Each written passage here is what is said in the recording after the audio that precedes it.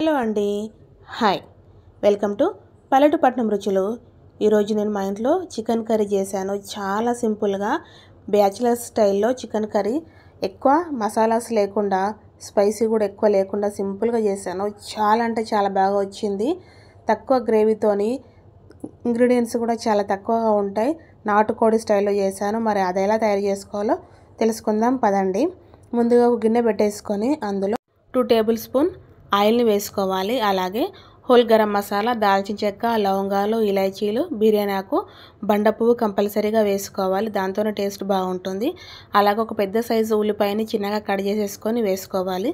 దాని తర్వాత 4 పచ్చిమిర్చిని కూడా కట్ చేసుకొని వేసుకొని ఆనియన్ బ్రౌన్ కలర్గా వచ్చేంత వరకు ఫ్రై చేసుకోవాలి. దీనివల్లనే కర్రీ టేస్ట్ అనేది బాగుంటుంది. గ్రేవీ కూడా మనకు కమ్మగా ఉంటుంది. అలాగే అప్పటికప్పుడు నూరుకున్న అల్లం వెల్లుల్లి పేస్ట్ను కూడా వేసేసుకొని, పసుపును కూడా యాడ్ చేసేసుకొని, శుభ్రం చేసుకున్న చికెన్ కూడా వేసేసుకొని చక్కగా మంచిగా మిక్స్ చేసేసుకోవాలి. చికెన్కు పసుపు మంచిగా పట్టేలాగా మిక్స్ చేసుకున్న తర్వాత కొంచెం పుదీనాను వేసేసుకొని రుచికి సరిపడా సాల్ట్ను వేసుకోవడం వల్ల మనకు చికెన్లో నుండి వాటర్ అనేది బయటకు వచ్చి దాంతోనే మనకు చికెన్ అనేది 50% ఉడుకుతుంది. చూడండి, ఇప్పుడు ఏమాత్రం కూడా వాటర్ లేవు. మనం మూత పెట్టి ఒక 5 నిమిషాలు ఉడికించుకుంటే ఉప్పు వేయడం వల్ల మనకు చికెన్లో ఉన్న వాటర్ అనేది ఈ విధంగా వీడియోలో చూస్తున్న విధంగా పైకి వచ్చేసి ఆ వాటర్తోనే మనకు చికెన్ అనేది చాలా బాగా కుక్ అవుతుంది. ఇప్పుడు సగం ఉడికిన చికెన్లో మనము ఒక 2 మీడియం సైజు టమాటాలను కట్ చేసుకొని వేసుకుందాం. టమాటా వేసుకోవడం వల్ల కర్రీ టేస్ట్ అనేది చాలా బాగుంటుంది. వీటిని కూడా చక్కగా మిక్స్ చేసేసుకొని టమాటాని మూత పెట్టుకొని ఉడికించుకుందాము. టమాటా మగ్గిన తర్వాత ఒక 2 టేబుల్ స్పూన్స్ కారం వేసేసుకోవాలి. అలాగే కొంచెం ధనియాల పొడిని కూడా వేసుకొని వీటన్నిటిని చక్కగా మిక్స్ చేసేసుకోవాలి.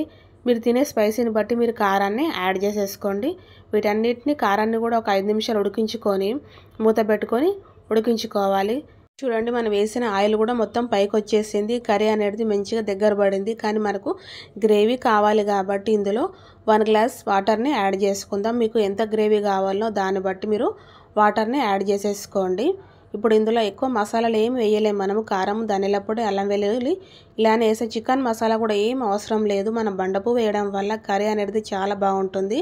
వీటన్నిటిని చక్కగా మూత పెట్టి ఉడికించుకోవాలి ఒక 5 నిమిషాలు. చూడండి, కర్రీ అనేది మనకు ఈ విధంగా ఉడికింది. మీకు కర్రీ కన్సిస్టెన్సీని బట్టి దగ్గరగా అయితే ఇంకొంచెం ఉడికించుకొని, గ్రేవీ కావాలంటే ఈ టైంలో మనము కొత్తిమీర వేసుకొని దించేసుకుంటే కర్రీ అనేది చాలా సూపర్గా ఉంటుంది. అసలు నాటుకోడి స్టైల్లోనే ఉంది. అసలు కర్రీ అనేది నిజంగా బ్రహ్మాండంగా అంటే చాలా సూపర్గా ఉంది. ఈ విధంగా దగ్గర పడిన తర్వాత మన కర్రీ అనేది రైస్తో కానీ, పూరిలోకి కానీ, చపాతీలోకి ఎందులో కన్నా కానీ ఈ కర్రీ అనేది చాలా టేస్టీగా ఉంటుంది. చాలా సింపుల్గా. వీడియో నచ్చినట్లయితే లైక్ చేయండి, షేర్ చేయండి, కామెంట్ చేయండి ఎలా వచ్చిందన్న మరి నాకు.